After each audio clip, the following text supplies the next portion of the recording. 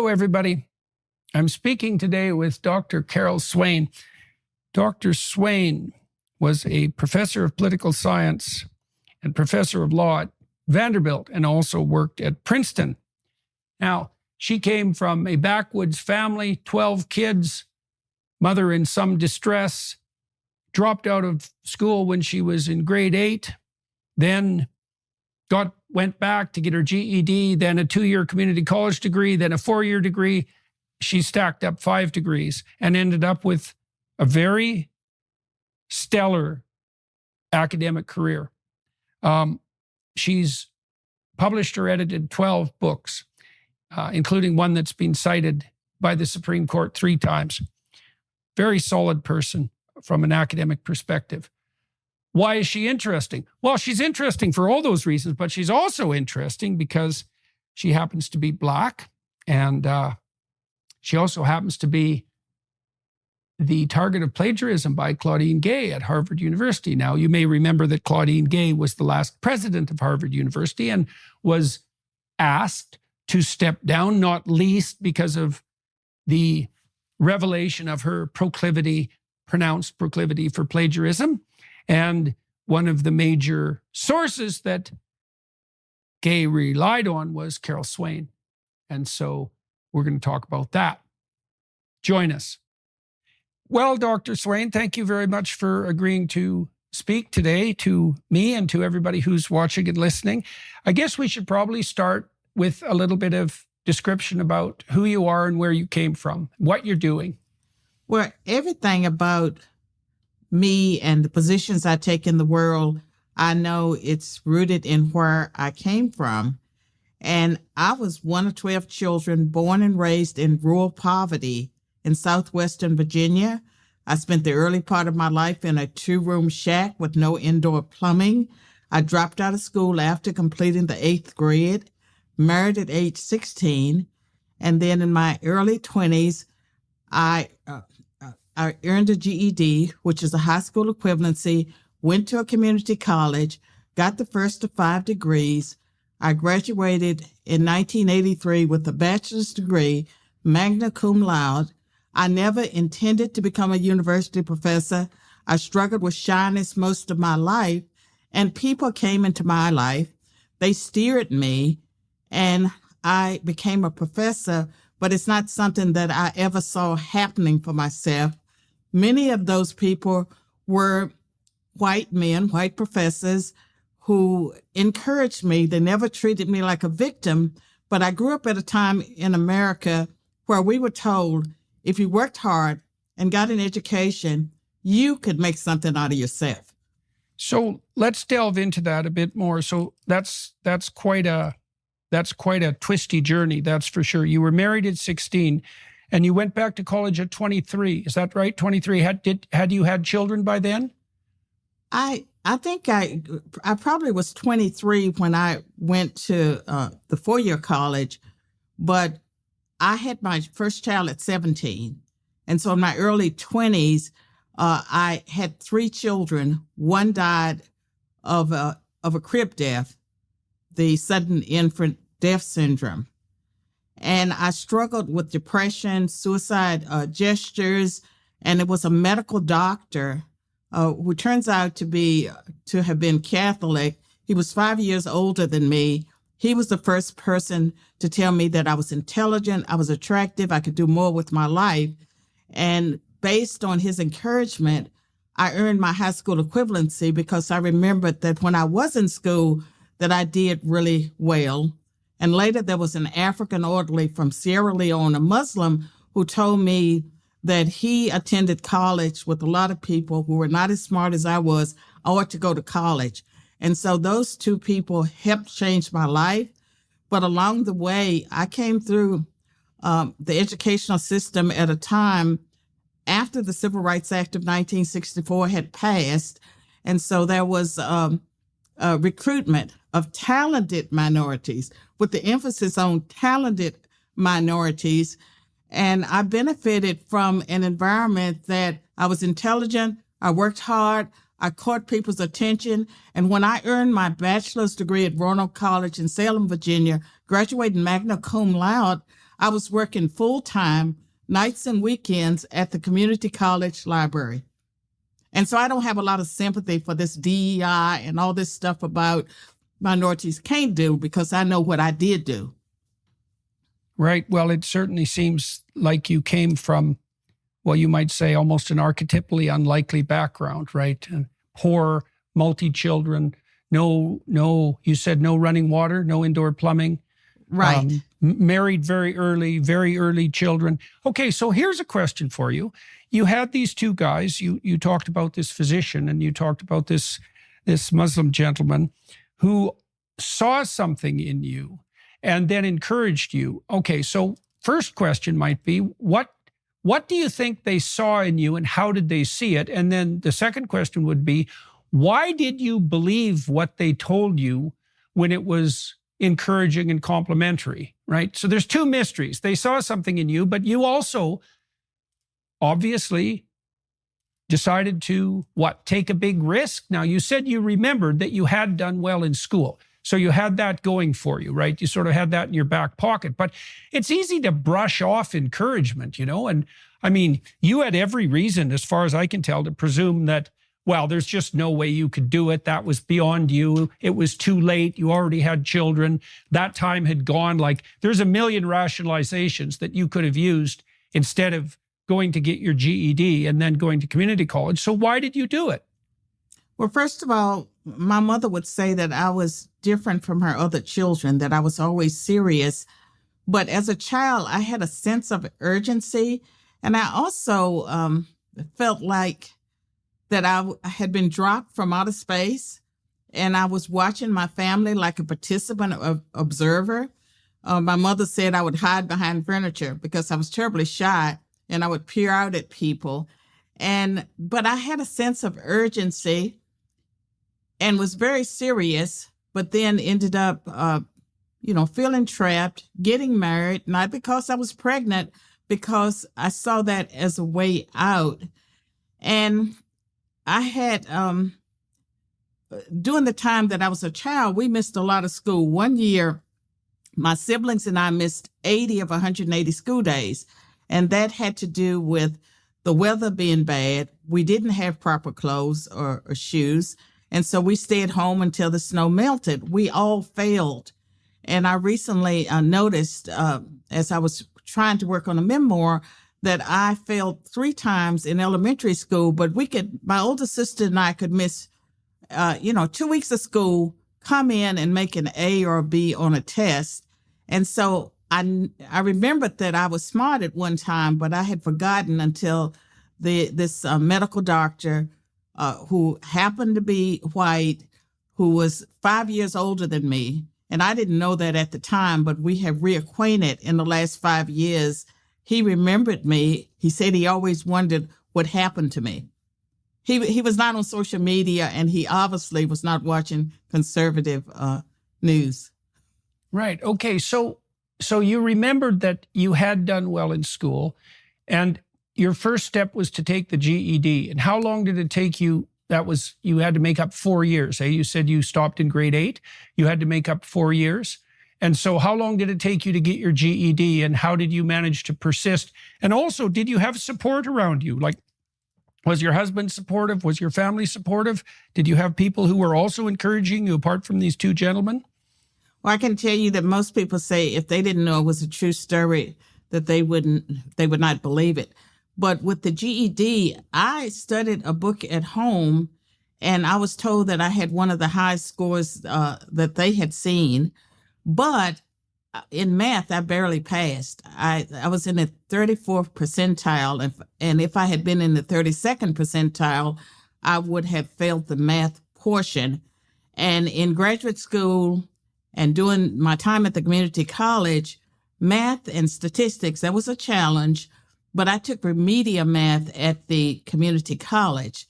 And as far as people who encouraged me, certainly when I reached the community college, there were plenty of encouragers, but I never sought to become a university professor. My first degree was in business. I wanted to be an artist. I have art talent, But I was told to be practical. And I can tell you one thing that made me different, I think, than a lot of young people.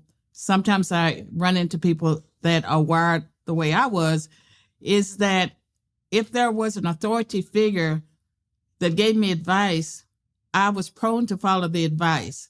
And so if they told me that it was not practical to do art, I chose business, and that was more challenging. But I ended up getting my 2-year degree in business in 2 years.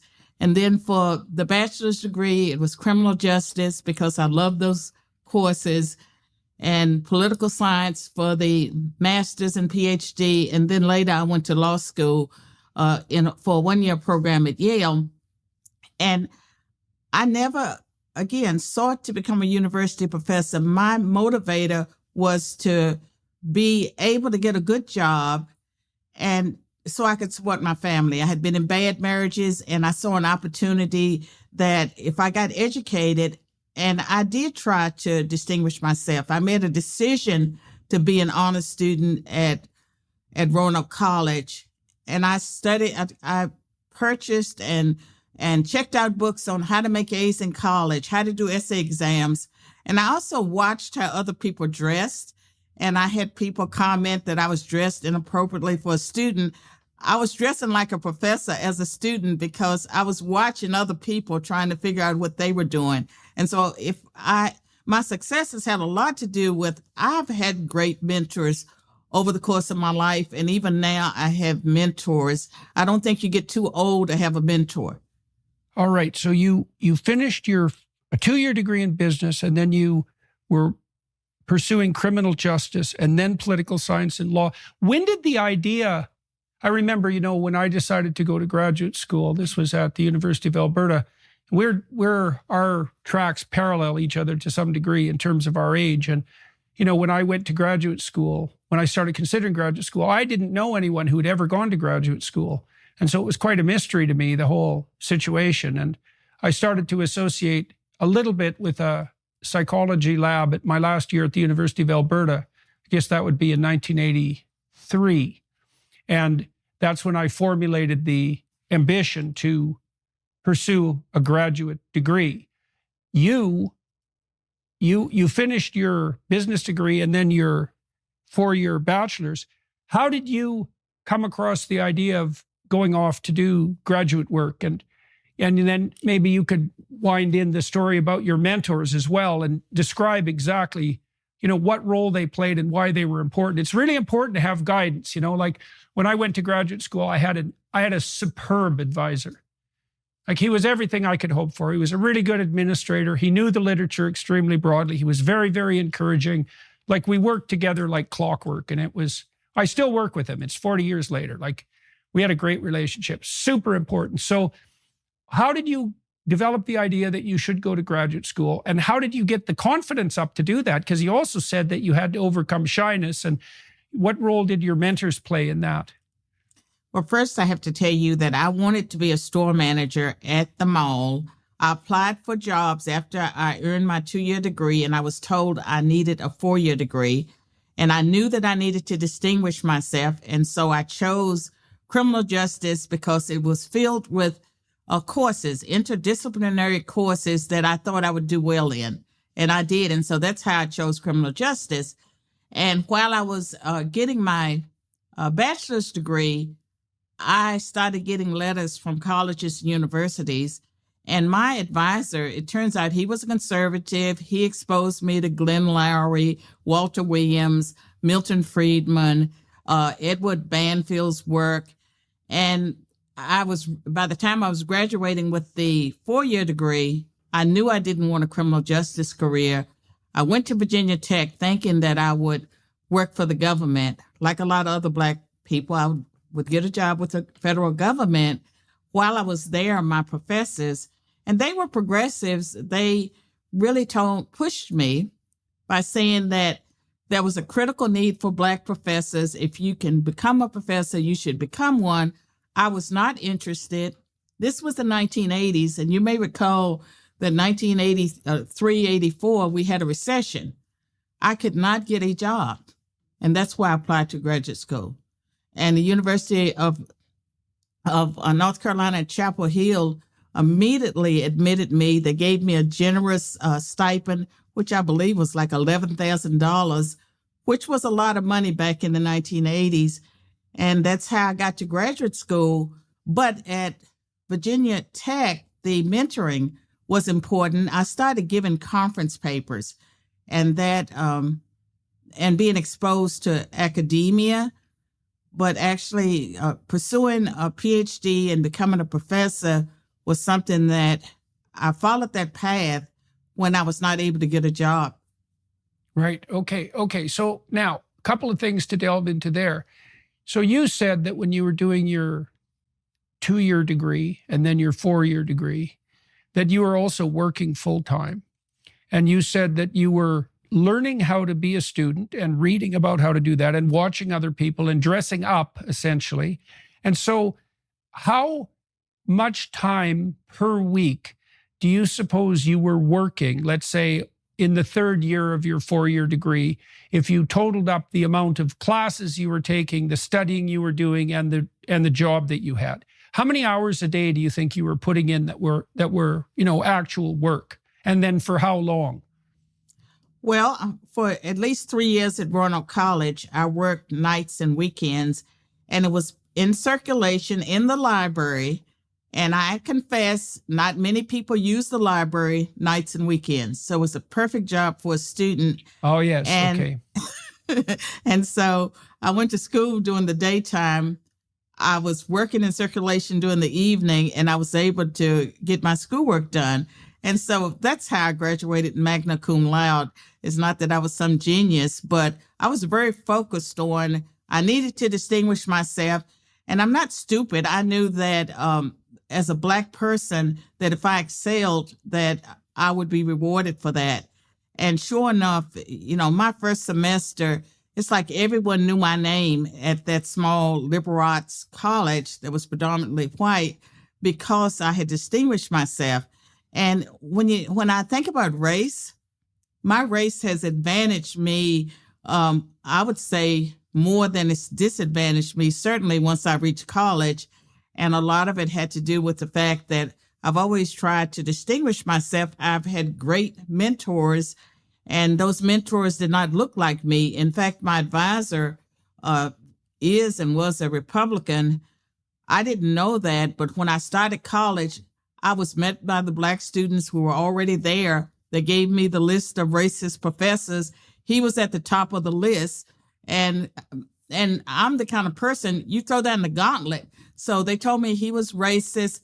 I signed up for his class first because I wanted to, I knew that if I could impress him, that it would make a difference. The professor was not racist, but he had high standards, and we're friends today. Okay, so 2 questions still. Now, you said that you were very shy. And so, but when you were in college, you were at conferences giving academic papers. And so how did you manage your shyness? And then also, how did you become disciplined and able to work so diligently and to focus? You said a little bit of that was there when you were a kid. You were a serious kid. You had a sense of urgency. So likely you have a temperamental tilt in that direction. But, you worked very hard to get your GED and your degrees. And so how did you learn to work? And how did you overcome your shyness? Well, when I was an undergraduate, as you know, most professors will set aside 10% for class participation. And I wanted to earn that 10%. So I would write out a question or I'd write out a comment, and I would raise my hand shaking, and I would read my comment or ask my question. That's how I got the class participation. And when it came to conferences or whenever I had to speak, I over-prepared. Like today, I can do things off the cuff, but back then I tried to write out everything I was going to say. And I was not really, I would say, delivered of that shyness until I was in my 40s. So most of my life I have been shy.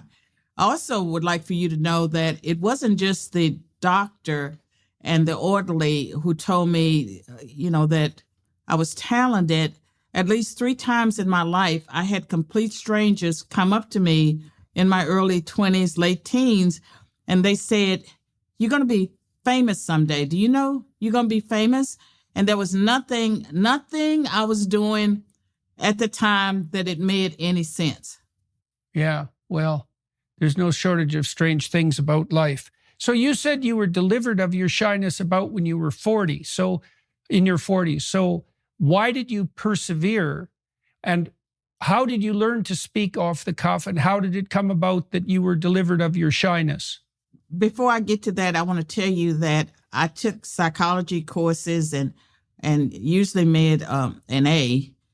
I had great fear in my early 20s that I was suffering from delusions of grandeur because I never fit where I was. And I had no idea that I would go to college or I would become, the person that I am today. And so that is a part of what happened, part of my background. But the other part of it is, you asked me, how did I overcome the shyness? Yep. I had, after I earned my tenure at Princeton, I earned early tenure on the basis of my book, Black Faces, Black Interests, The Representation of African Americans in Congress. It was my first book. It's the one that won 3 national prizes, was cited by the Supreme Court. It's the book that Claudine Gay plagiarized and used as a straw man for her own research. After that, in the early tenure, the prizes, I was very disillusioned. Like I had worked so hard, like nights, and I had worked without taking off breaks during the summers.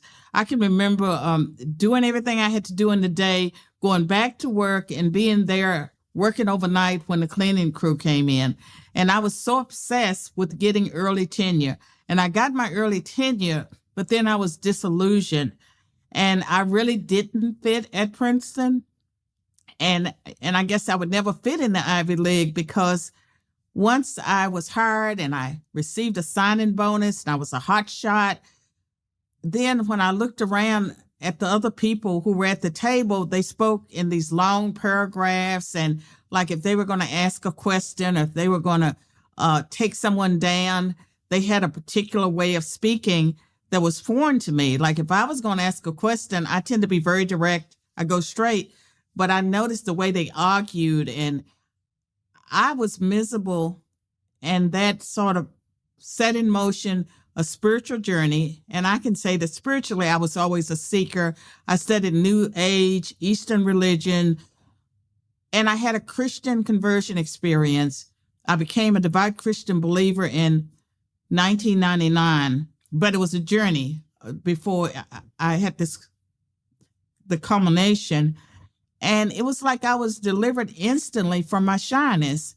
And I would argue that it's like, I would say God impressed on my mind that he had given me a message bigger than me and that I should focus on the message. And when I thought about my shyness, I was always embarrassed by my Southern accent. I was embarrassed that people could tell that I came from poverty. And all of that kept me silent. I was embarrassed that I make grammatical mistakes at times. All those things worked to keep me silent. But when I realized I only had to please God, it didn't matter what other people thought. I've been talking ever since without really caring what people think. I try to be careful. I try to speak truth. But at the end of the day, I'm not going to lose sleep if I make a mistake, or if someone laughs at me, that's their problem. Reminds me of the scene in Exodus, when Moses becomes a leader, he goes off the beaten path and follows the call of the burning bush, and he focuses intently and follows his interest and delves further and further into the mystery that's caught his attention. And eventually God himself speaks to him and tells him that he has to become a leader. He has to lead his people away from slavery, and he has to stand up to the tyrant. And Moses says, I can't do that because I'm not a good speaker. No one knows what his problem was precisely, but Moses certainly believed that he didn't have the talent or the ability to say what he was being called upon to say. And God's response to that is twofold. The first part of the response is something like, well, that's your problem. And just because you have inadequacies or idiosyncrasies, that doesn't alleviate you of your destiny or your moral responsibility. So no excuses. Thank you very much. And then the second part of it is he tells him to ally with his brother Aaron, who can be his political voice. And the idea there is something like, well, you might be called upon to do something in all likelihood, and your conscience might impel you in that direction, but you don't necessarily have to do it alone. Like, you can find people around you who fill in, your gaps. Now, you said that you had quite a lengthy process of seeking through the New Age realm, through comparative religion, let's say, and that you ended up with a Christian conversion in 1999. Why do you think your seeking led you to Christianity per se? Do you have any idea about that? Well, I'm Black, I'm a Southerner, and most Southerners are Christians. And the people around me were either Baptist or Methodist. My family, they were Methodist. And when I watched them, the way they lived their lives, they did not have anything that was attractive to me. And so, I explored with Jehovah's Witnesses. I was all over the place. I was always very spiritual. I always knew that there was something larger than me guiding my life, but I was not ready to say, this is Jesus Christ. This is, I believe one God, many paths. And I believed that for a long time, but I knew that I was different. I knew that I was set aside. And I knew that things happened for me that didn't happen for other people. But I can say, in a way, I went back to my roots. My great-grandfather had been a Methodist pastor. My grandmother was a pastor's daughter. But I walked away from all of that and then returned to it in my 40s. But I always felt that Christianity that I experienced in my youth did not have any power. And I knew that there was a supernatural world. And I was always drawn to the New Age section of the bookstore. I was into Edgar Cayce, trying to do an out-of-body experience. I did a past life regression. Like, I was all over the place. And I came full circle. I believed in reincarnation for a long time, but came full circle to believing what I believe today about Christianity and Jesus Christ being the only way. And I do believe that God called me. He set me aside among the 12. In my early 20s, I had a lot of guilt about my success because it didn't seem fair that out of the 12, my life was always better. Even when I married at 16, my husband and I were building a brand new house, and it was because of a government program, but my life has always been better than all of my siblings. And it took me a long time to get over the fact that that I was different. And for some reason, I had a favor about me. And when Princeton hired me, it never occurred to me that I wouldn't get early tenure. That was my goal. I accomplished it. But then it was just so empty. And that is what, the journey part of it accelerated, but it culminated with me having a Christian conversion experience and becoming a devout believer. So, Carol, you said it didn't seem fair that out of the 12 children who were your siblings, that you advanced forward in the way that you had. And you talked also about not fitting and being different. I wanted to comment on that part first for the people who are watching and listening.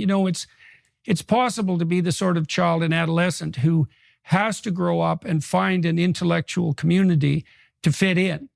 And so just because you don't fit in when you're 8 or you don't fit in when you're 13 doesn't mean there's no place in the world for you. It just means you have to find your place. And, I knew kids in my little town where I grew up where, they kind of, their best years were when they were 16 and 17 and everything was downhill from then. And that's pretty fun when you're 16 and 17, but it's not so much fun when you're 30 and 40. And so you had the reverse situation, it sounds like, where you didn't find your place when you were a child or an adolescent, but it's pretty good to find your place as an adult because then you have your whole adult life for that. So now you said it didn't seem fair.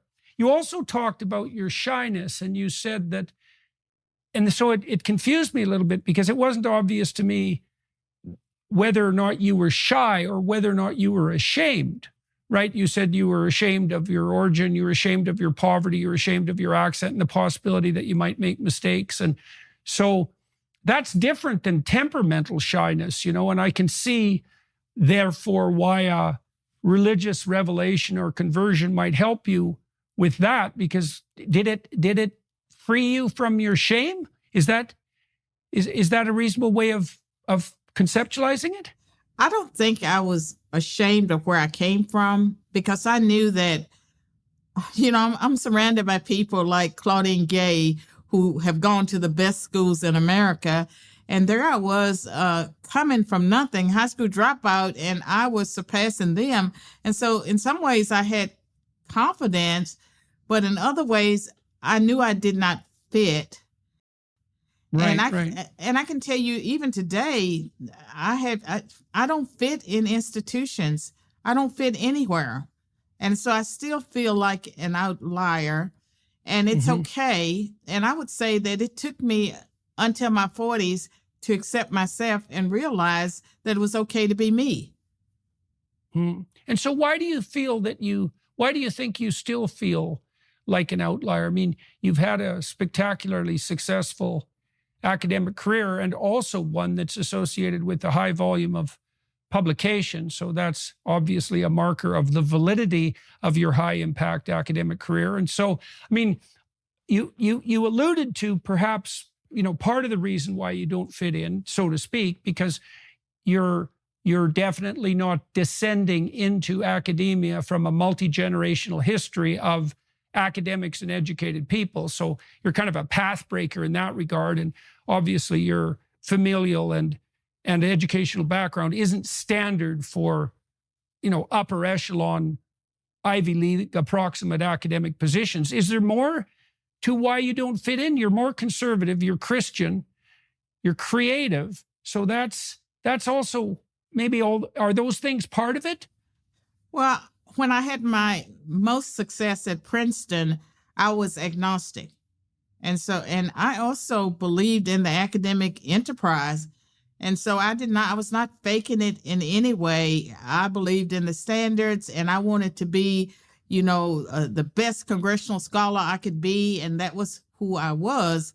But then at some point I realized that was empty for me. And I think that I've always been rejected. And some of that has to do with, I'm very direct, I'm very blunt, and I'm very transparent. And that makes people feel uncomfortable. And whether we're talking about in the political world or the church world or wherever I am, I think it's uncomfortable for people to deal with someone that isn't acting the way they should be acting because they know the norms. And I can tell you, one of the hardest things I had to learn, and I learned it while I was at Vanderbilt Law School, is if you send someone an email or you contact them and they don't respond, that means no. And I would just keep on trying to get an answer until one day a dean told me, and he was being very kind to me, he said that if someone doesn't respond, that means no. If I always respond. And so there's so much that made me different. And I think people are uncomfortable because they don't know what I'll say. I don't know what I'll say. Do you regard yourself as a conservative? I regard myself as a truth speaker. And I feel like at this stage in my life, I have to be positioned where I can speak truth and not worry about what anyone thinks. And I find that whether we're talking about conservatives or liberals, people are more comfortable around those they can control. And when you reach 70, I'm 70 now, I just don't care. I care about the world. I care about the call on my life and ending well when I die. I would like people to say that I ended well. But the things that people use to control other people, it doesn't seem to work. And as far as academia, I would say that every effort was made to destroy me. And yet, it didn't work. And I think that it didn't work because it didn't work. Well, so let's talk about that. You alluded to the situation with Claudine Gay. Now, for everybody watching and listening, Claudine Gay was the president of Harvard University, despite being woefully unqualified for that position. In fact, I believe, after reviewing her academic record, that she's woefully unqualified to be a tenured professor at Harvard. Her publication record is thin, to say the least. With a record like that, she likely wouldn't have got an interview under normal circumstances at the University of Toronto for the psychology department for an entry-level position.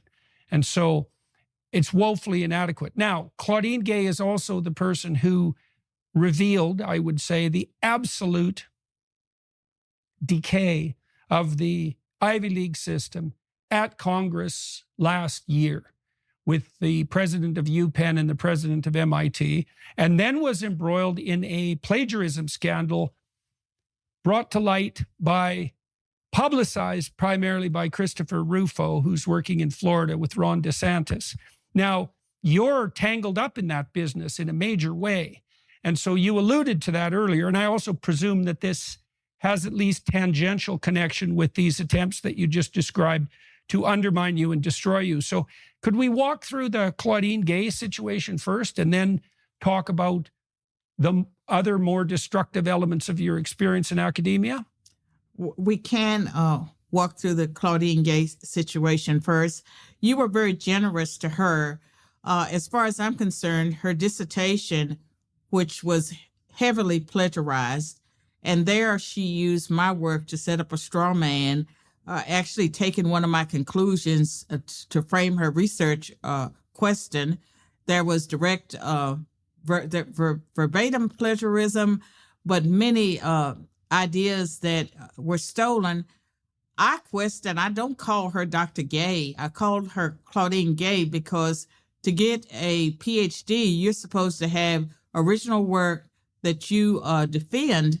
And in my position, from my perspective, if that work, parts of it is plagiarized, then there's a serious issue there. She's only made a few corrections of her work. And the 11 articles that she published, 3/4 of them were plagiarized. I was not the only person plagiarized. I believe there were maybe 20 people altogether. It's quite a few.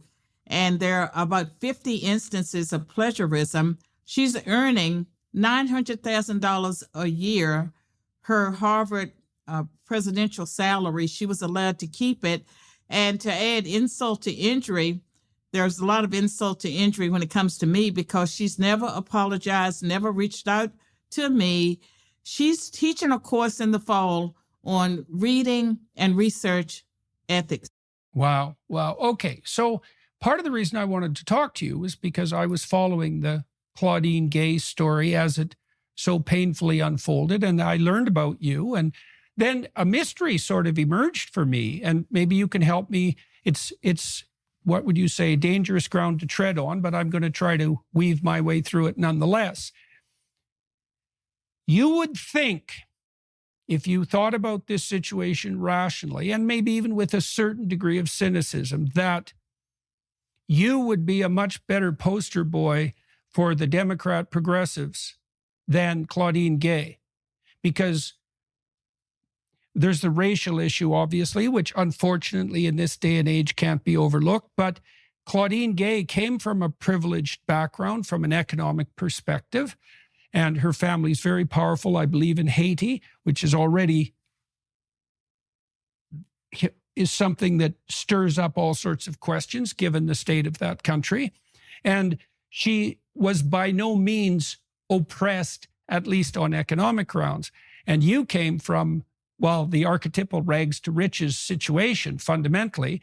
And you're making claims that Claudine Gay used your original work to build herself a pseudo career and hasn't been called out on it. Okay, so I don't understand why this isn't a much bigger scandal than it is, because I can't imagine anybody situated to be more credible than you to bring up these sorts of allegations, which you just duplicated and even extended, describing your unwillingness even to describe her with her hypothetical academic credential, doctor. And so you're obviously not very happy about this. So what ideas do you believe that she took from you? Why does it matter? What should happen with her? What has happened and what hasn't happened? Like, I know she still has her tenured faculty position at Harvard, and I can't understand that, because if she was crooked enough to be taken out of her position as president for plagiarism, she is clearly, if that was the reason, she's clearly not suitable to be a professor at Harvard. Because in my way of thinking about things, being a professor at Harvard is not a lesser position than being the president of Harvard.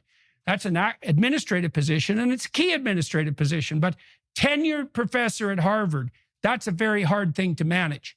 And you don't get to have that if there are questions, for example, about whether or not you bloody well plagiarized all of your academic work.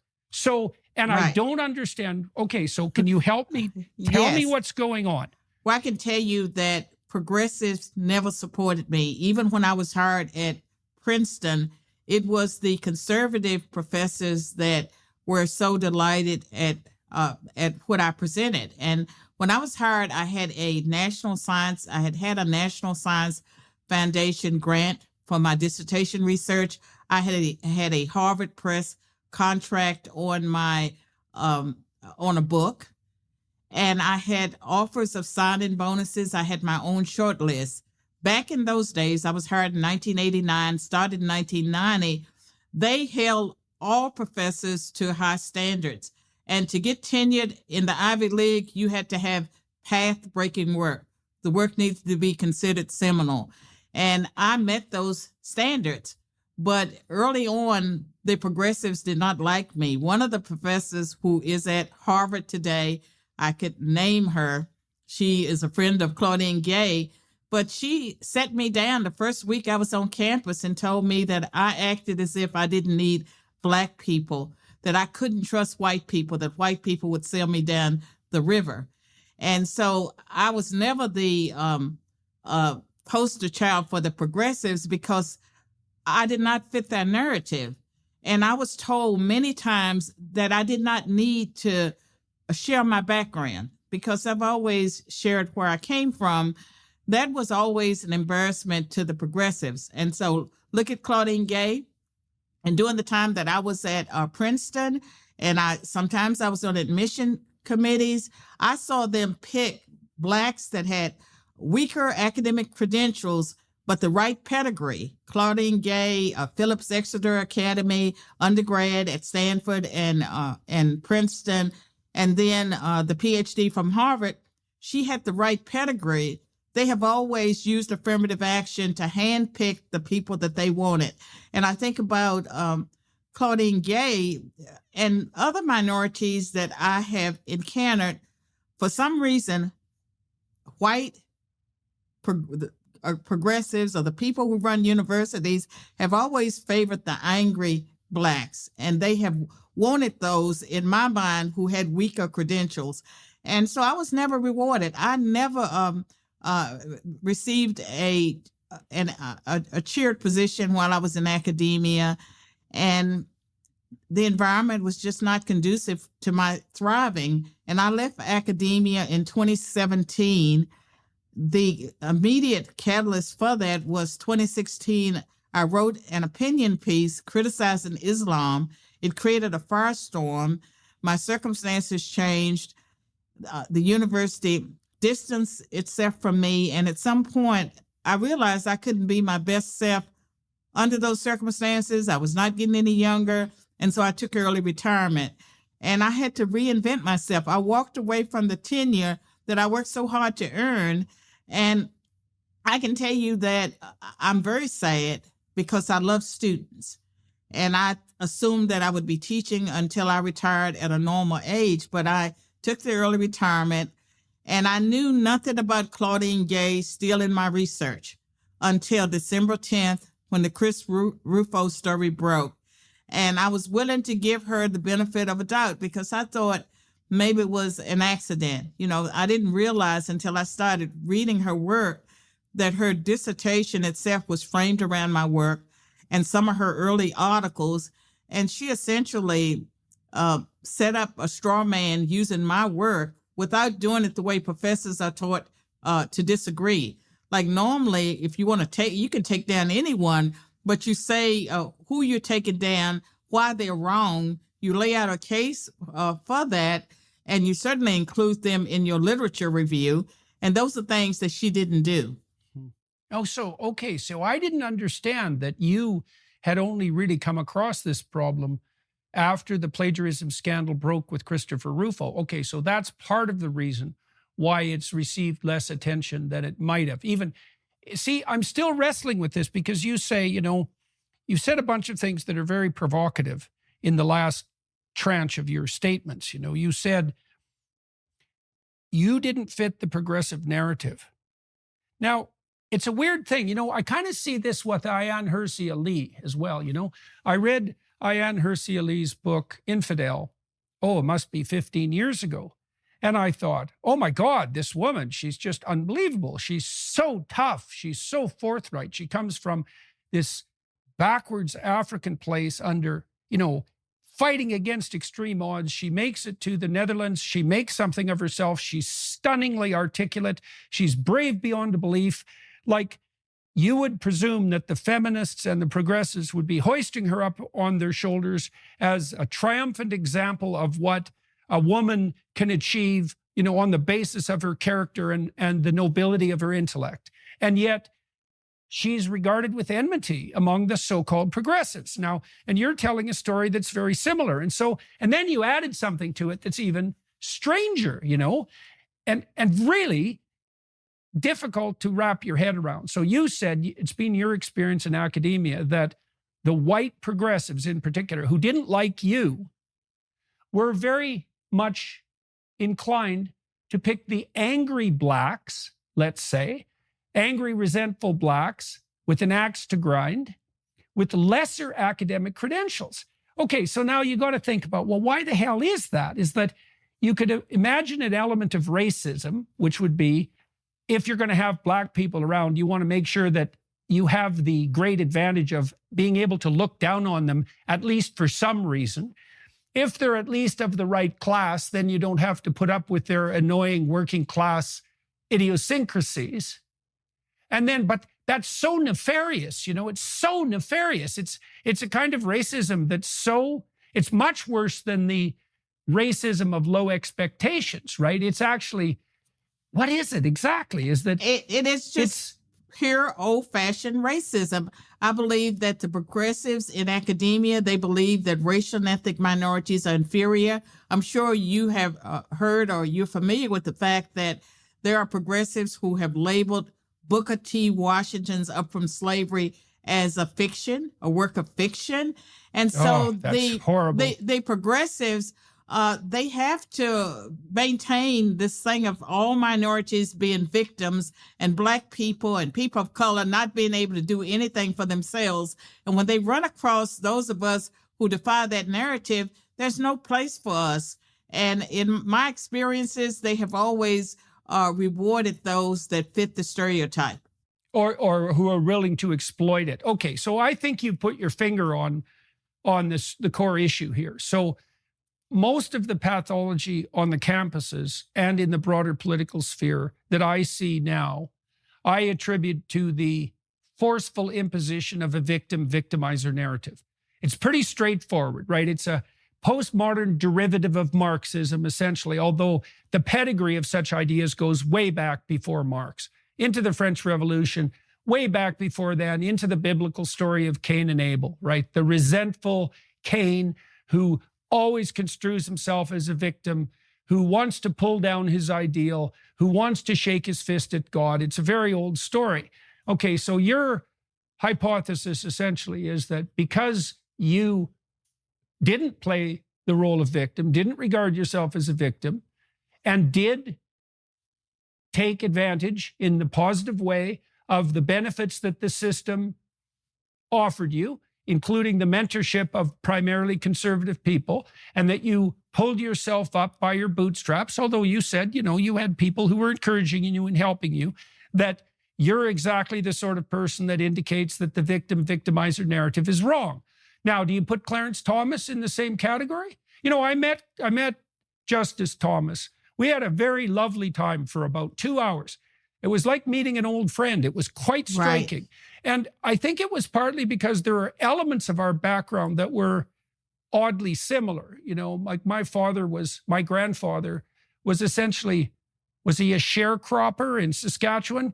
Close enough. He lived in a log cabin. And so I'm one generation farther along than you with regards to, you know, the separation from poverty, but it's not that far back in the past. Right. I knew my grandfather quite well. He died about 15 years ago, but I knew him quite well. And talking to Clarence Thomas, I mean, I really enjoyed speaking with him. He was extremely warm, and he had done everything he could to put his life together, and stunningly successfully. And so I think it is the situation like you, and with Diane as well, is you're the worst sort of enemy for the progressives because you had the temerity to be a minority and be successful. You know, and I see the same thing with this burgeoning anti-Semitism. The big problem with the Jews, so to speak, is that they're a minority with the temerity to be successful. I know. And so, yeah. And so I see. So that's the rule. And that's the basis of this racism, is that if we're going to uphold the victimizer narrative, our worst enemies are minority people who've made a success of themselves. And you know something, I feel like that the people in academia, for someone like me, if they can destroy us, they do.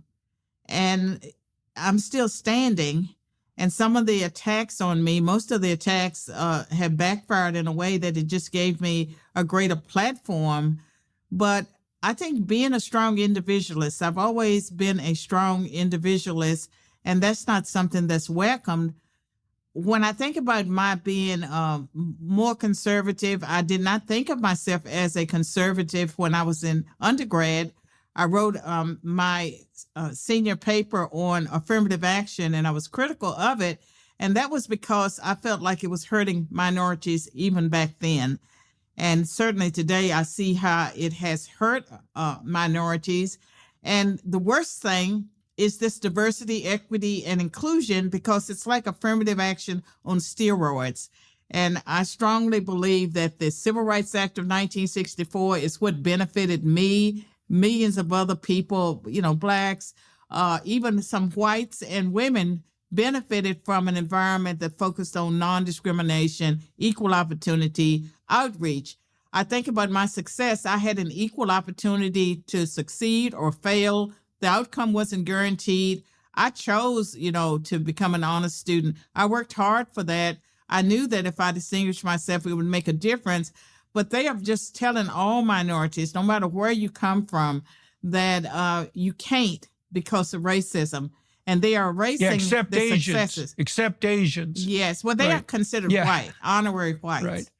Right. Worse than whites, maybe, just like the Jews. So, okay, so I'm going to tell you a story because I want to get to the heart of this matter with regards to DEI. So I worked at Harvard for 7 years, and I became friends with the dean of admissions there. And I was very interested in predictors of future success. So I did a whole research project at Harvard trying to identify personality and cognitive attributes that were predictive of success in managerial positions, working class positions, creative positions, entrepreneurial positions, and so forth. It was a pure research enterprise, and that took me deep into the IQ and the personality literature before I knew anything about the political ramifications. Okay, so what I found out was this. I found out, first of all, that SATs, GREs, all the standardized tests that are used to gatekeep admission to high-level institutions of higher education were essentially tests of verbal IQ. And now people deny that, but that's because they don't know what the hell they're talking about. Like, I know this literature inside out and backwards. And so they're IQ tests. Now, I talked to Dean Whitlaw about admissions policies at Harvard. And he told me that without an affirmative action structure, that there would be very few Black people in the Ivy Leagues.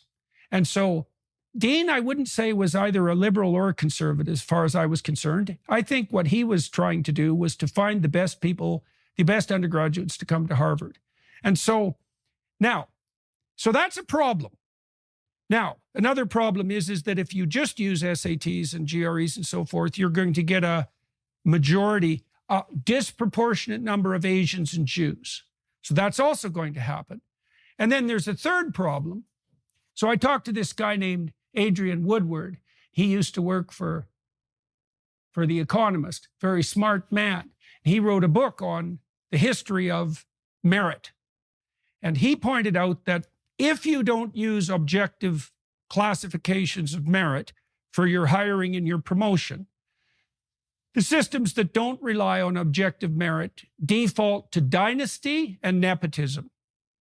So you don't get some sort of egalitarian equity if you scrap objective tests. What you get is who you know, who you're related to, who can pull strings, and who can put your name forward. Well, that's what's happening. So, but we're in a real conundrum, right? Because if we use purely objective tests, then we don't get an equal distribution of applicants from the ethnic and racial groups. We get a lot more Jews and we get, yep, go ahead. Well, I mean, I've given that a lot of thought, and I believe that racial and ethnic minorities can meet any standard put before them.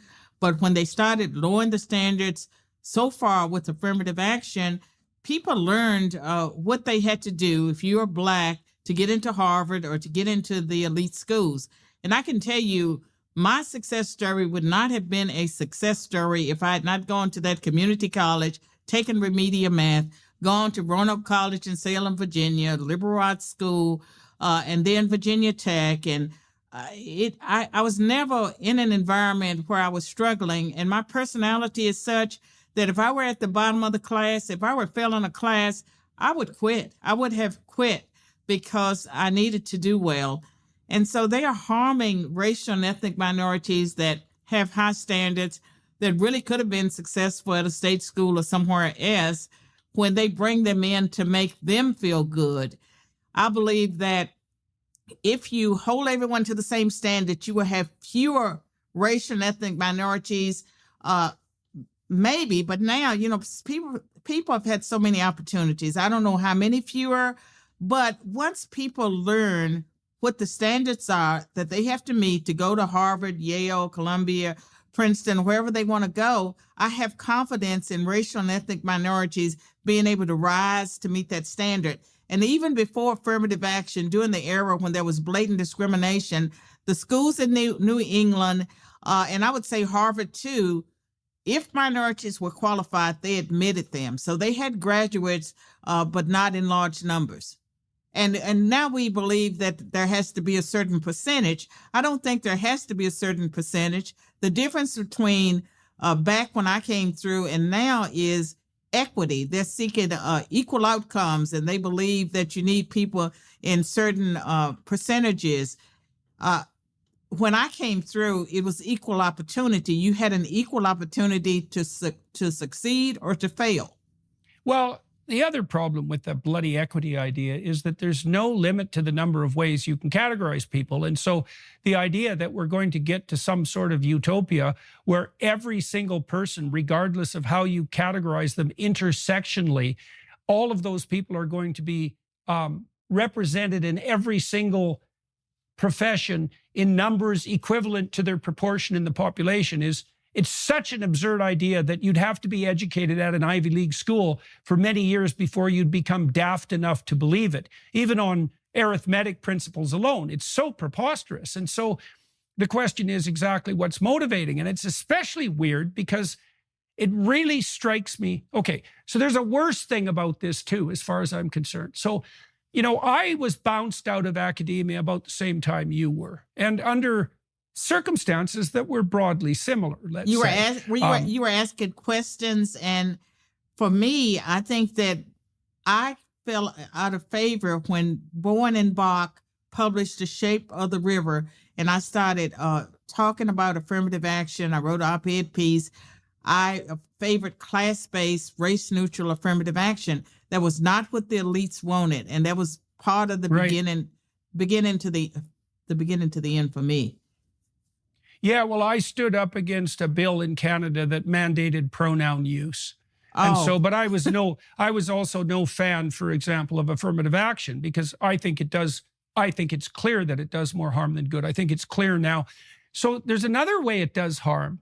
And this is an ugly little thing too, but I believe it's true. You know, as the DEI movement gained steam, I found myself looking with increasing suspicion on anyone who was Black, let's say, or gay, anybody who could have benefited from preferential treatment under the DEI rubric.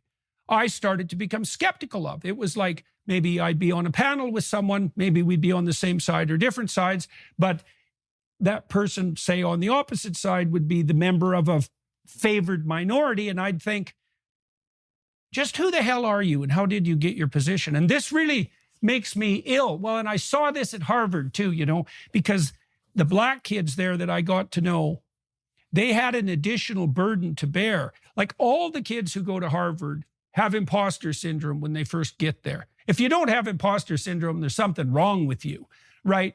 But then the minority kids who've benefited from the DEI approach, they've got a lot bigger helping of imposter syndrome because it isn't exactly obvious to them and also to the people around them exactly what they're doing there. And that's perfectly fine for the scoundrels and scamps who are willing to twist the system to their benefit, who feel no shame for doing so.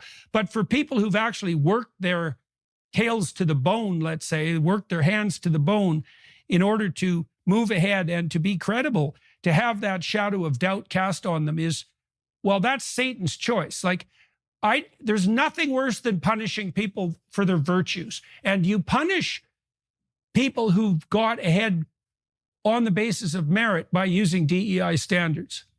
I agree. And I think that with the way the system is set up, it makes these students angry. And they set up these segregated spaces, these safe spaces, and they encourage, they've basically set up a system of segregation within colleges and universities. Racial and ethnic minorities are angry, and I think they have a reason to be angry because they know they're being used. And if you can't do the work, of course, and you're being told that white people are responsible, you're the victim, and they've done all these things to you. All this campus unrest, I think a lot of it has to do with the fact that they have used diversity, the progressives, to bring in people who are not academically prepared to do the work. And so they band together, and now they've lowered standards to the point that if you get your feet in the door at an Ivy League institution, many of the state schools, they're going to pass you along. You'll get your degree, but you won't know anything.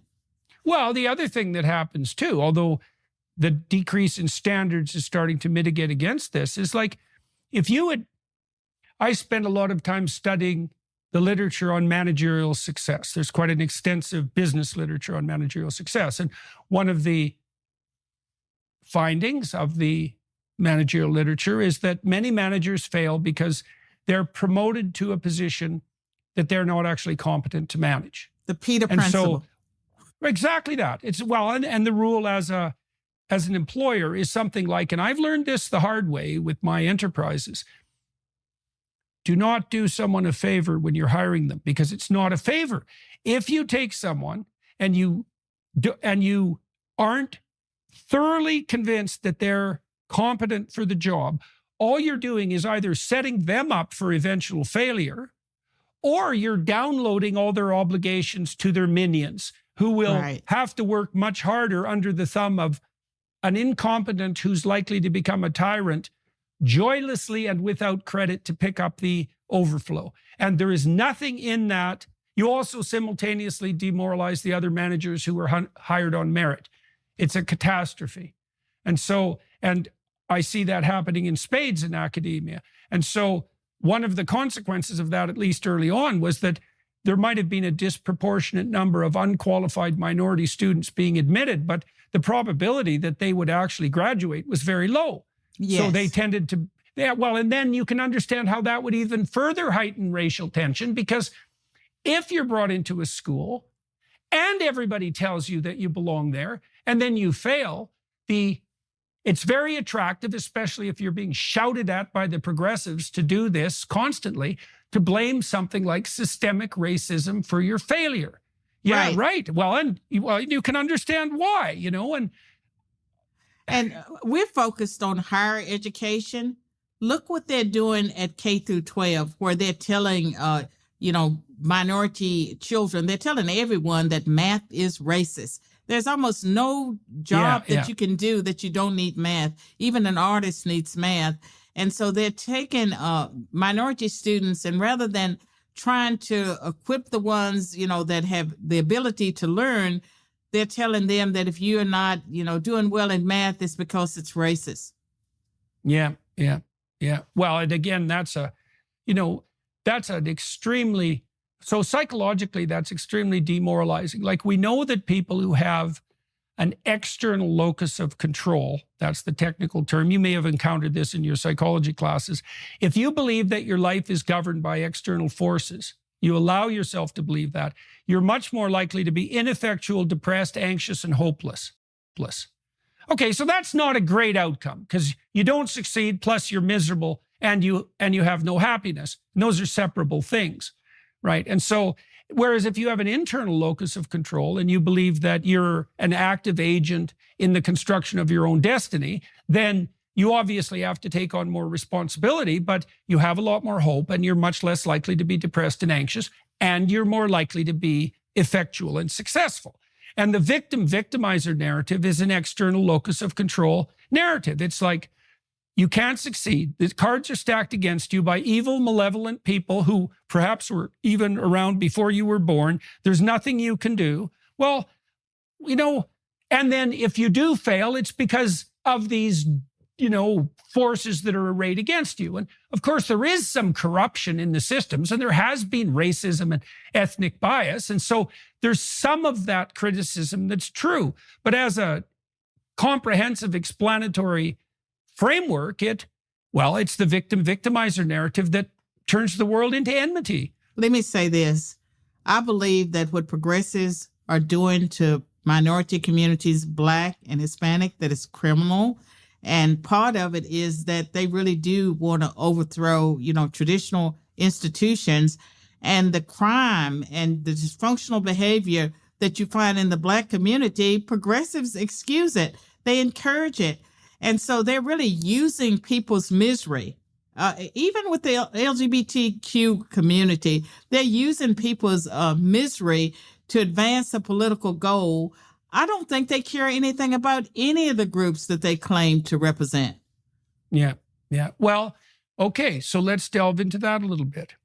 So there's a section of the literature on psychopathology that includes what are called cluster B personality disorders.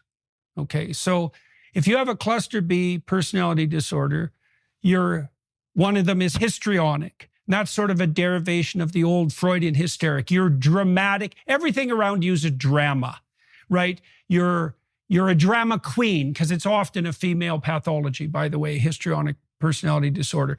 So you're a drama queen. You play the victim. You make mountains out of molehills continually. You take a simple situation and you complicate it, and you make sure that the attention is focused on you while you're dealing like a martyr with your difficult life. So that's histrionic. That's not much fun.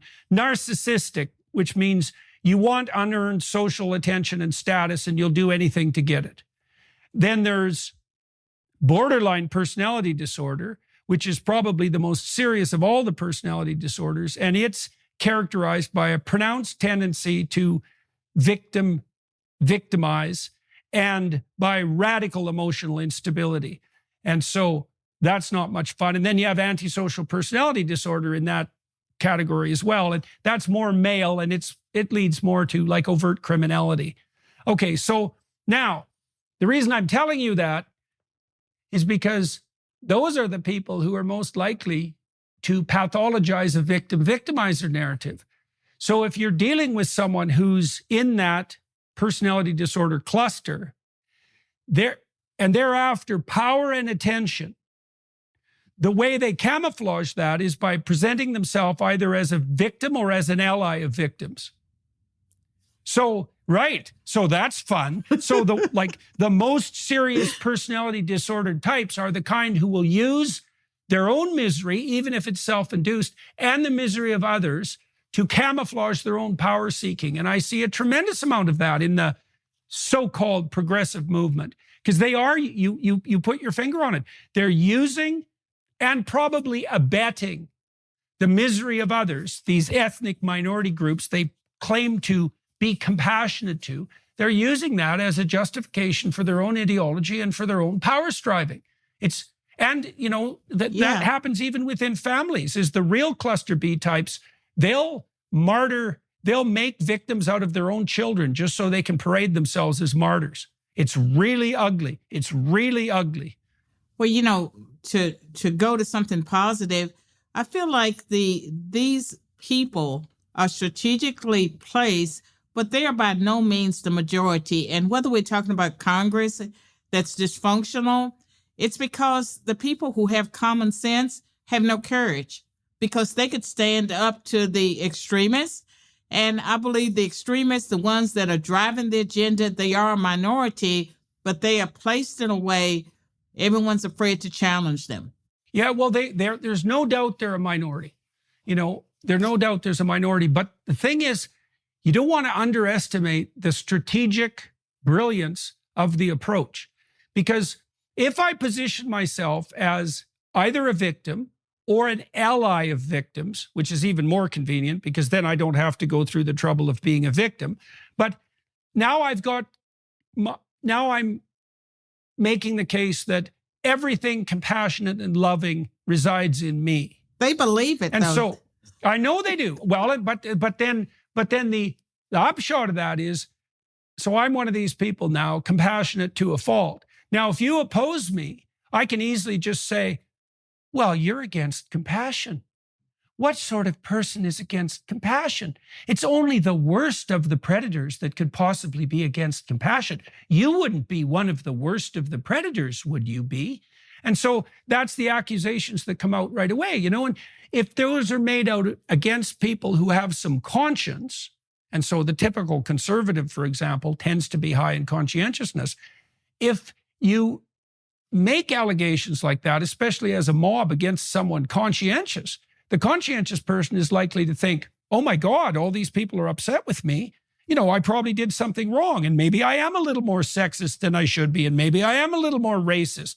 The psychopaths and the cluster B types, they have no shame. Right. So if you accuse them of something, they don't care. But if you accuse a conservative or someone of decent moral standing, you're going to put them back on their heels. And that's also part of the reason that people are afraid to speak. Well, that's why the conservatives appear at times to be losing. And I can tell you, with my interactions with Harvard University through my lawyers, they don't care.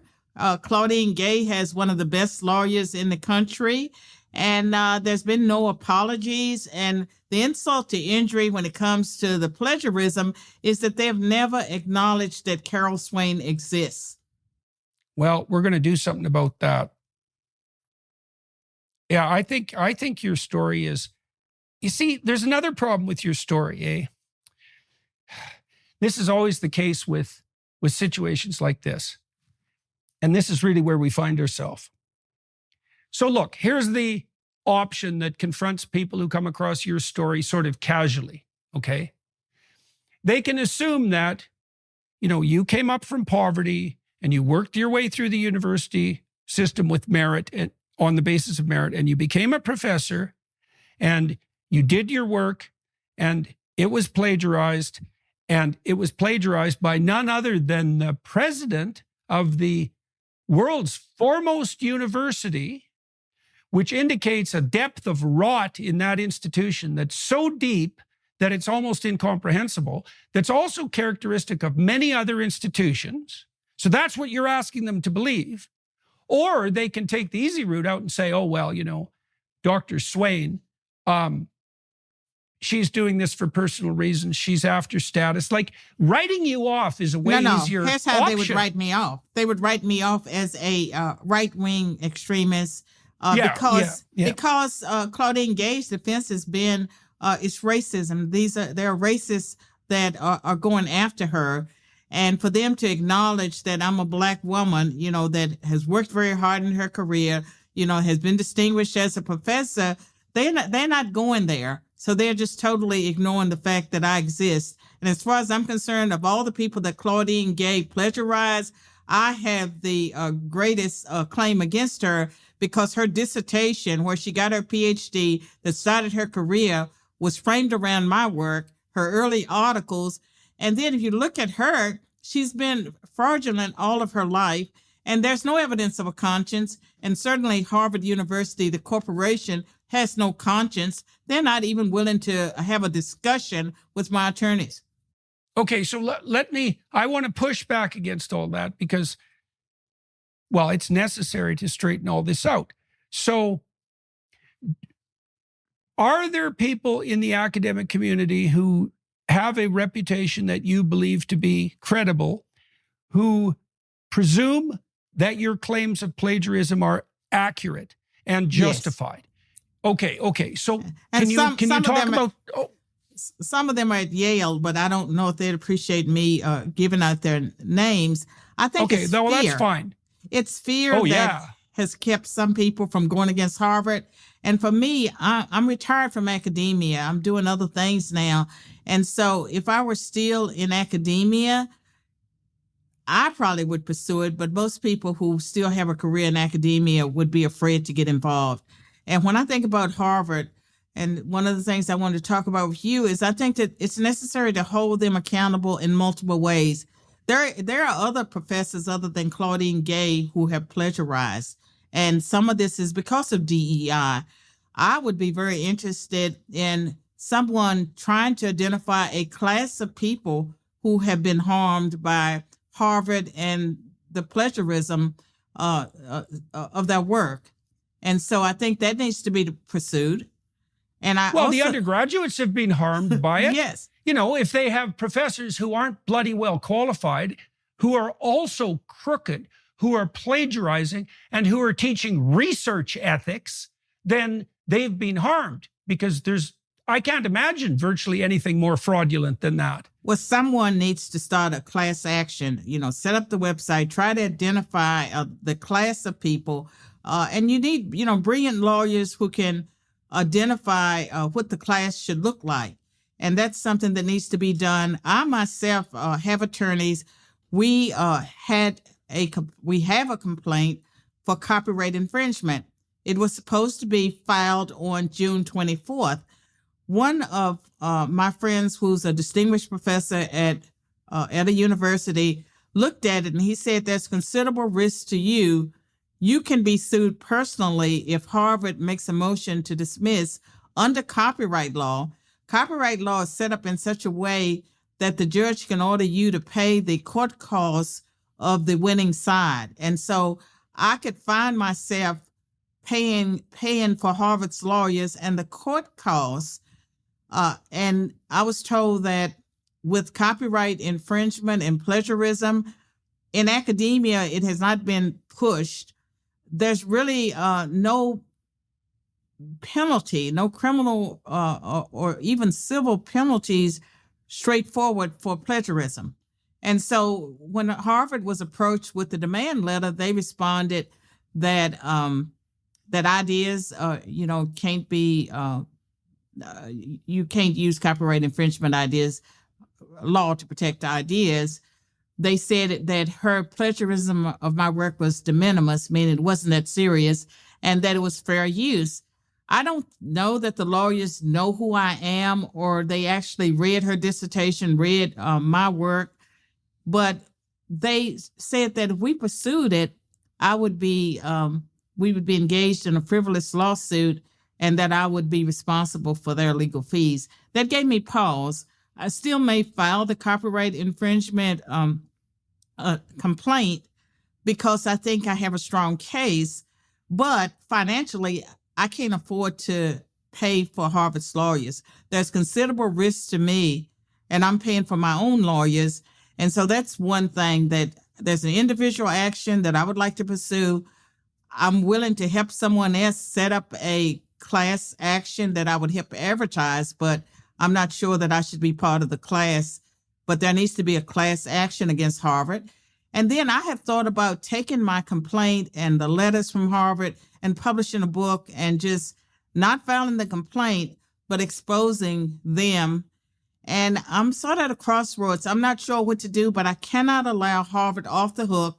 They tried to redefine plagiarism as duplicative language. And they've not done anything. Duplicative language, yeah. And have not done anything about the plagiarists that they have on their faculty, because some of them are DEI hires. And since they are progressives and they believe minorities are inferior intellectually, they probably believe that the ends justify the means, that if they deal with that DEI hires, that they will not have enough Black people to satisfy whatever goal they're trying to accomplish. Yeah, so you are in a tough situation, Because first of all, you have Harvard with its infinite pool of money arrayed against you. So that's a problem. And second, sharp legal minds on her side. But also, you pointed to the fact that there isn't a lot of legal precedent for what you're doing. I mean, the rules for everybody watching and listening, you have to understand that in a functioning academic community, and Harvard was certainly like this, certainly through the 1990s, and I would say through most of the 2000s, if you plagiarized as a faculty member, even accidentally, you were in really serious trouble. Like, that was a big problem. Is that the prime no-no among academic researchers?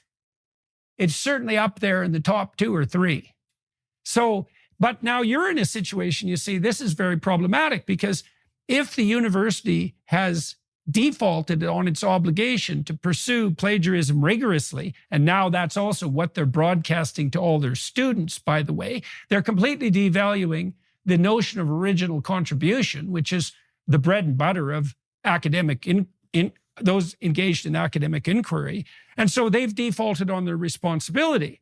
Now you're trying to make a legal case. It's like, well, it isn't obvious at all that the legal framework allows such a case to be made, because it hasn't been because you have to show, for example, that you had copyright and that her infringement actually caused you damages. And that's a really hard thing that's going to be a hard thing to demonstrate in the legal realm with regards to academic discourse, because how the hell do you quantify the value of your ideas? It's not like you have a patent with a somewhat identifiable economic price tag on it. So I can see why you have pause. It's probably better. Is it better to publicize it widely, in the manner that we're doing now with regards to a book, with regards to the podcast circuit, to tell your story? That might be more effective. Well, let me tell you this. It's not about me, even though it is about me. It's about academic integrity and what universities are supposed to stand for. And I just don't believe that Harvard University, with its worldwide influence, has the right to lower the standards, because if they lower it for higher education, it's going to affect K through 12. Even kids in 5th grade learn about plagiarism. And so they should not have the power to do something that's so impactful. And of course, it hurt my career, because our work is based on citations. And if someone is building their career around your work and not citing you, they're cheating you out of citations. And then when caught, if the person says that they are being accused by people that are extremists, right wing, I think that there's reputational harm. Why is Carol Swain pursuing this? I'm pursuing it because it's the right thing. It would benefit a lot of people. But I think I have suffered reputational harm, insult to injury, because Harvard has never even responded, really, other than the letter to the lawyer saying that I'll be sued if I go up against them and lose. Yeah, well, I would say, it looks to me like your fight may have just begun in some sense, because, well, we already talked about what you're asking the public to swallow. I've been watching this billionaire, Bill Ackman, on Twitter, and he woke up after the devastating testimony of the UPenn, MIT, and Harvard presidents at Congress. And he started paying attention and started to understand that the Ivy Leagues need a new coat of paint, let's say. That's what he understands. Yes, no, they need a whole new foundation. Like, the rot is unbelievably deep. And the problem with your case is that it's pivotal in indicating that, right? I mean, I'm sure you've looked at it from the outside, but so just to summarize, let's say, where we've been through in this discussion today, like, you might not be a poster child for the diversity, inclusivity, and equity crowd, but you're definitely a poster child for the American dream. Right. Right. Seriously. Right. Seriously. And I love America. I love America. Well, another one of your right-wing crimes. And you're of the same background as Claudine Gay, given the idiot categories that we use now. And so you're a very credible witness testifying to the absolute corruption of Harvard, right? They actually put this woman in as president, right? They elected her to the highest possible position, despite the fact that she's radically unqualified and also crooked. Okay, so that's really bad. Well, it's not surprising that you have an uphill fight in front of you, because that's a bitter pill to swallow. Like, I worked at Harvard from 93 till 98, and I really loved it there. The undergraduates were great. I really liked my colleagues. They were working like mad dogs. They didn't even like faculty meetings. They were very short so they could get back to their labs. They had a great sense of humor. It was a very intense place. It was focused on quality. The administration served the senior faculty and the undergraduates. It was an impressive institution. And it gives me no pleasure whatsoever to see it disintegrate and become corrupt in the manner that's clearly occurring. And I haven't seen a case like yours that's a bigger testimony to exactly that fact. And it's no bloody wonder that you're not being paid attention to, because you're a very bitter pill to swallow. I mean, I agree. And my personality is such that I can't walk away from an injustice, but I want people to know that what I'm doing or what I'm trying to do is not about me. It's bigger than me. And I feel like my life, one of the things God impressed on my mind was that he'd given me this story, the story of my life, and it wasn't about me.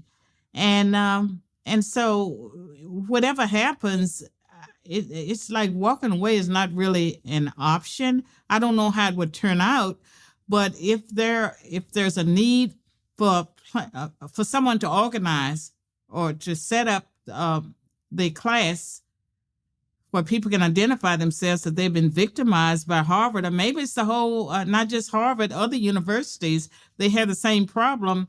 The universities need to be held accountable, or there's no academic enterprise. People are just wasting their time.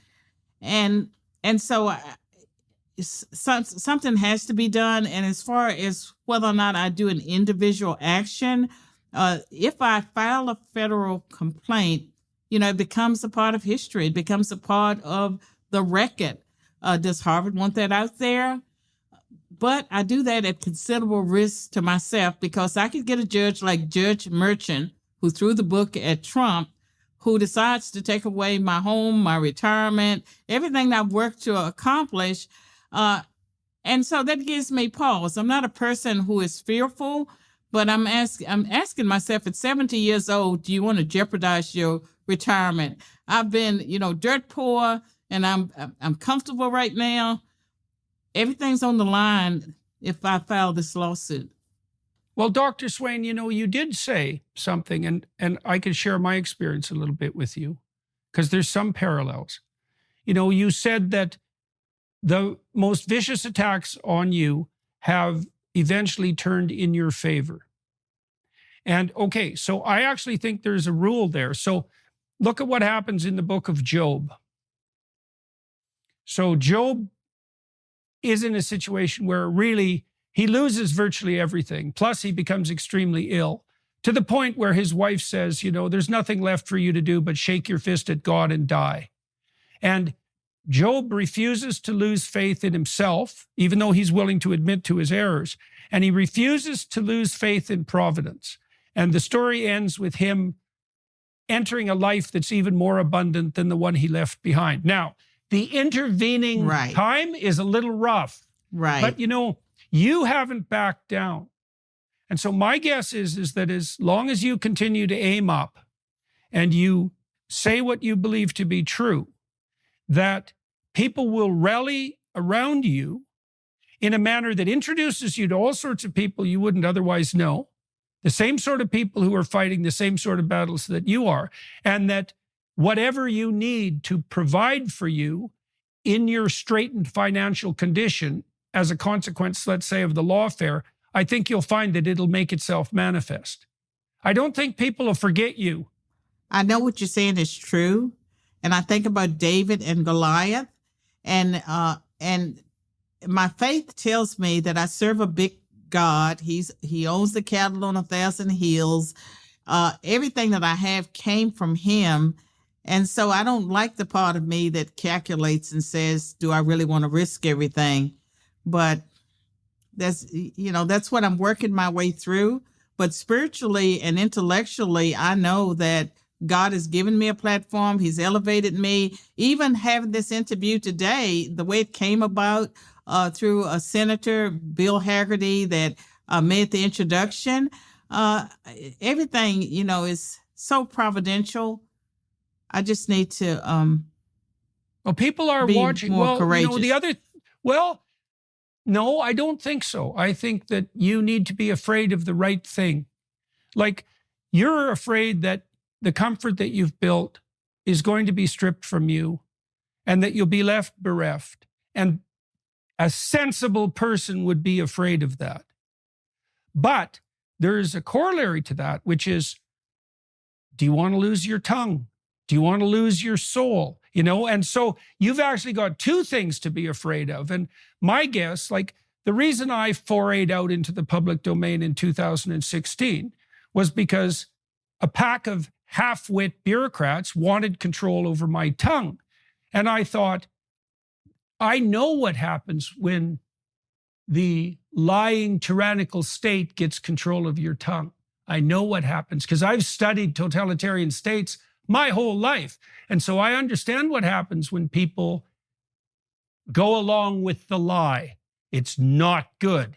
And so I thought, well, I don't care what happens to me. I'm not letting this pack of jackanapes take control over my tongue. And they want me to say words that are their coinage that I despise. It's like, go to hell, you pikers. I'm not doing it. And I don't care what happens to me. And it wasn't because I was brave. It was because I knew that there's nothing worse than losing control over your tongue. There is literally nothing worse. I agree. And I know that the anti-Semitism that surrounded Martin Luther, but I feel very much like Martin Luther in feeling like, here I stand, I can do no other, because for me, I have no option but to go forward. And I'm just wired to do what I do. But it just seems that I'm always fighting a battle. It's always uphill. That's been the story of my life. And so that's the story of my life. And here I am, 70 years old. All of this stuff was dropped at my doorstep in December, and it has consumed me. It's taken me away from my memoir. It has just been all consuming. But I do believe that I can make a difference, and maybe academia can be transformed, and that in some ways we're winning the battle about DEI. I published a book in 2023 after the Supreme Court decision striking down race-based college admissions, the adversity of diversity. And at that time, a lot of people did not know what DEI was all about, regular Americans. Now they do. And I argued that diversity, equity, and inclusion programs violate the Constitution and our civil rights laws in the same way as the race-based college admissions, and that these programs would fail. But also, we can have diversity without discrimination. And I believe that racial and ethnic minorities can meet any standards you put before them, and that what is taking place through the DEI regime is destructive to our whole society. And I think the critical race theory that has painted all white people as oppressors, all minorities as victims, and all white people, even those in Appalachia, as a privilege, that this stuff is ludicrous. Shaming little white children because of the color of their skin, that is just horrible that we would have ever done that. We were doing it, and people were standing by it. And so these are battles that I don't even feel like I have a choice about fighting, but I did not see the Harvard situation coming on. It has consumed me. And so here we are. All right, ma'am. So I think that's a good place to stop.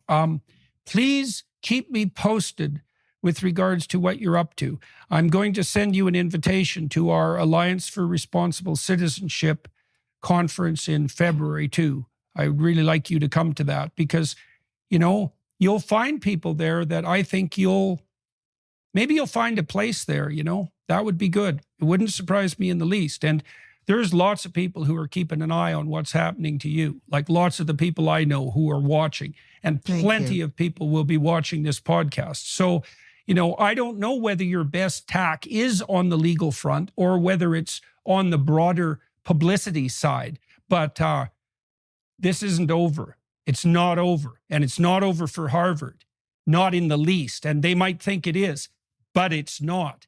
So good luck with your continued efforts, and I hope that this isn't enough to demoralize you. But like I said, there's plenty of people who are watching what's going on with you. And well, thank you. And thank you for all you do. And I do believe we can transform academia, and it's going to affect K through 12 education, and it's well worth the battle. Yep. Yeah, exactly. All right. So for everybody watching and listening, I'm going to continue to talk to Dr. Swain on the Daily Wire side for half an hour. So you could give some consideration to joining us there. I think I'll delve some more into her background, a little bit more, and some more about her ideas with regards to what might constitute a reasonable alternative on the hiring front, since she wrote a whole book about it. And so join us there if you'd like. Thank you to the film crew up here in Northern Ontario. Thank you, Dr. Swain, very much for telling us what's been going on. Thank you.